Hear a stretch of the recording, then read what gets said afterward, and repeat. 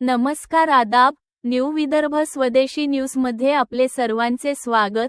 मुख्य संपादक अमीन खान यांची रिपोर्ट।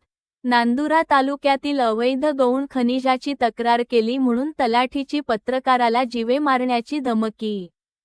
नांदुरा तालुक्यातील ग्राम केदार येथील रहिवासी असलेले साप्ताहिक विदर्भ टायगर या वृत्तपत्राचे संपादक किशोर इंगळे यांनी स्थानिक नदी पत्रातून अवैधरित्या वाळू उपसा करून भरधाव वेगाने टिप्पर गावातील रस्त्यावरून वाहतात।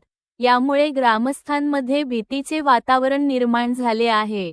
याला आळा बसावा या हेतूने किशोर इंगळे यांनी याबाबत तहसीलदार यांच्याकडे तक्रार केली, परंतु ही तक्रार केल्यावर स्थानिक तलाठी श्री नितीन म्हस्के यांनी किशोर इंगळे यांना धमकावले की वाळू उपशाची तक्रार का केली?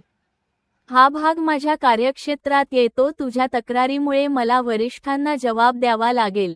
तू जास्त मस्ती आला काय? तुला पाहून घेईल, रेतीच्या गाडीखाली चिरडून टाकेल अशी धमकी दिली।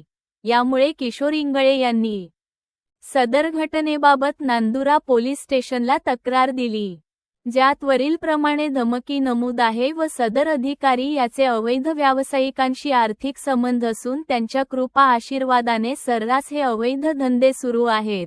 तरी सदर तलाठी यांनी मला जीवे मारण्याची धमकी दिली आहे। यामुळे माझ्या जीवितास कुठल्याही प्रकारची हानी झाल्यास, माझ्यावर हल्ला झाल्यास याला सर्वस्वी जबाबदार तलाठी नितीन म्हस्के हे राहतील असे सदर तक्रारीत नमूद आहे। चौकट सदर तलाठी हे 7 ते 8 वर्ष झाले एकाच ठिकाणी कार्यरत आहे व ते तलाठी सांधला दहिवडी येथे मुख्यालयी राहत नसल्याने नागरिकांना त्रास होत आहे।